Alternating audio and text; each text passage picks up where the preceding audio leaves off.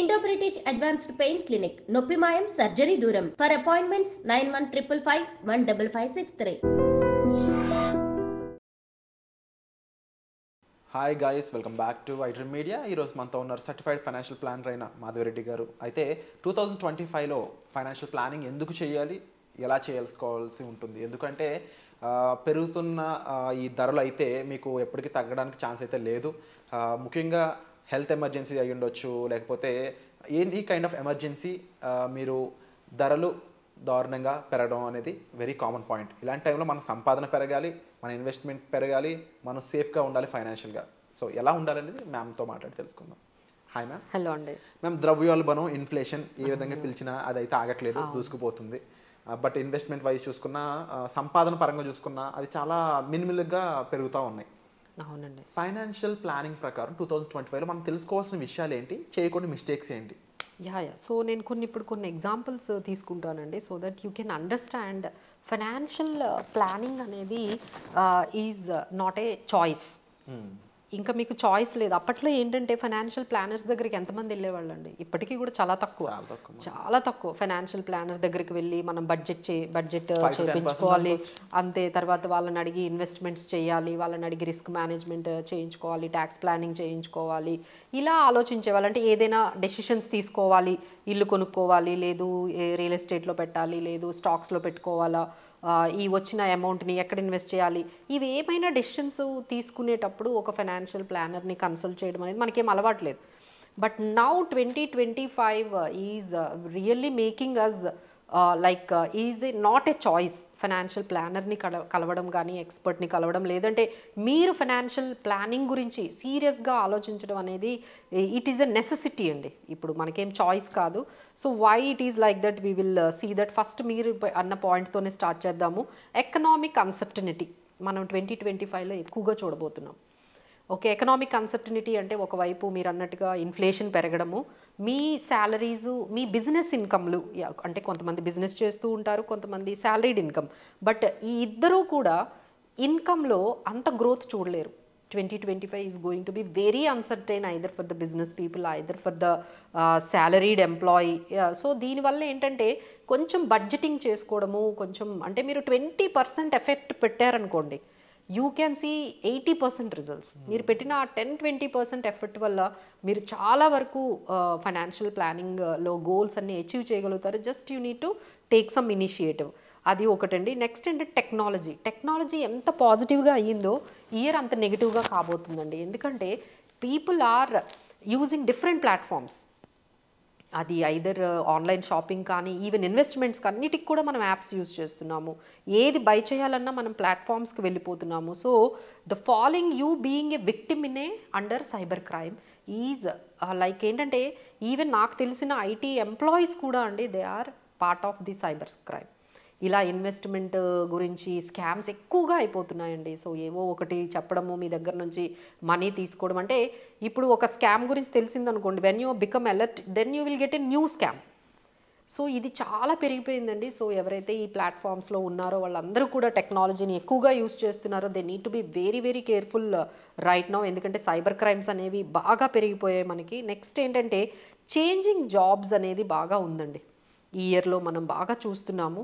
So people are మనం transformation, అంటే మీ జాబ్లో ఒక రకమైన ట్రాన్స్ఫర్మేషన్స్ అనేవి కనపడుతున్నాయి బికాస్ ఆఫ్ ఆటోమేషన్. ఎక్కడికి వెళ్ళినా మీకు ఆటోమేషన్ వచ్చేస్తుంది, ఆర్టిఫిషియల్ ఇంటెలిజెన్స్ వస్తుంది.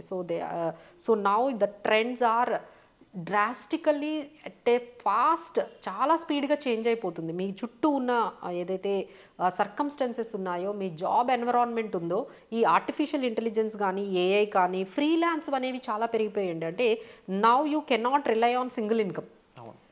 మీరు కొన్ని స్కిల్స్ డెవలప్ చేసుకొని better you need to have certain another ఇన్కమ్ని డెవలప్ చేసుకోవాలంటే కొన్ని స్కిల్స్ అయితే నేర్చుకోండి.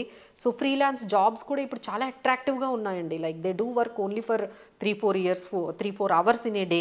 బట్ ఆ స్కిల్ వల్ల ఏమవుతుందంటే they are getting elevated. So ఎందుకంటే ఆర్గనైజేషన్స్ కూడా మిమ్మల్ని ఫుల్ టైం తీసుకున్నారనుకోండి, మీరు 12 lakhs 13 lakhs అడుగుతారు. అదే మీరు ఒక 2-3 అవర్స్నే మీకు పే చేసి వాళ్ళకి కావాల్సిన వర్క్ చేయించుకుంటున్నారు. So that kind of changes we are seeing in this job. అలానే ఎంటర్‌ప్రెన్యూర్‌షిప్ స్కిల్స్ బాగా పెరిగాయి. వెంచర్స్ అనేవి లేకపోతే వెంచర్ క్యాపిటల్ అనేది బాగా వెళ్తుంది. So these are all making your job very uncertain. So మీ జాబ్స్ అయితే మాత్రం కొంచెం అన్సర్టనిటీ అయితే ఎక్కువగా పెరిగిందండి ప్రొఫెషనల్స్లో. So definitely you need a strong financial planning, strong financial base ఉన్నట్లయితే ఇలాంటివి ఎన్ని ప్రాబ్లమ్స్ వచ్చినా you can be resilient to all these ups and downs that is coming in your professional life. Okay, and next one ఏంటంటే natural calamities. ఇప్పుడు already మనకి వైరస్తో start అయింది, 2025 HMPV వైరస్తో start అయింది. సో ఇలాంటివి ఎన్ని రాబోతున్నాయో, అలానే మనకి న్యాచురల్ డిజాస్టర్స్ ఇప్పుడే మనం యూఎస్లో కూడా చూసాం, న్యాచురల్ డిజాస్టర్ అక్కడ కూడా స్టార్ట్ అయింది. అలానే జియో పొలిటికల్ టెన్షన్స్ కూడా ఉన్నాయి. So the 2025 year is full of natural calamities and pandemic or geopolitical tensions. ఇలాంటి సిచ్యువేషన్స్లో మనం ఏంటంటే రైట్ హెల్త్ ఇన్సూరెన్స్ తీసుకున్నామా, రైట్ లైఫ్ ఇన్సూరెన్స్ తీసుకున్నామా లేదా, so that we can secure our family who are depending on your income. అదొక్కసారి check చేసుకోండి. Don't be so అంటే మనకేమీ జరగదులే, మనకేమీ కాదులే, అలాంటి నెగ్లిజెన్స్ ఏమీ ఉండకండి. ఎందుకంటే situations are not that much. So you have to secure your family first. ఫైనాన్షియల్గా వాళ్ళని సెక్యూర్గా ఉంచండి. హెల్త్ ఇన్సూరెన్స్ అంతా కూడా మీరు పర్ఫెక్ట్గా మిమ్మల్ని, మీ ఫ్యామిలీని, మీ పేరెంట్స్ని, మీ ఎవరైతే డిపెండెంట్స్ ఉన్నారో వాళ్ళందరినీ కూడా కవర్ చేయండి, సఫిషియెంట్గా కవర్ చేయండి. అండ్ నెక్స్ట్ వన్ ఏంటంటే పర్సనలైజ్డ్ లైఫ్ కూడా చాలా డ్రాస్టిక్గా చేంజ్ అయిందండి. అంటే like people are now early retirement గురించి ఎక్కువగా మాట్లాడుతున్నారు.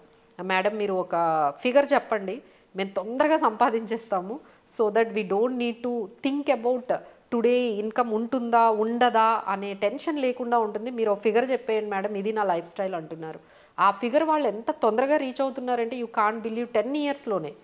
So if I say sir మీకున్న లైఫ్ స్టైల్కి ఒక 10 crores కావాలి అంటే they are getting ready to do everything to reach that goal faster. Ways of income పెంచుకుంటున్నారు, they are working on it. Because they are feeling very uncertain in their jobs.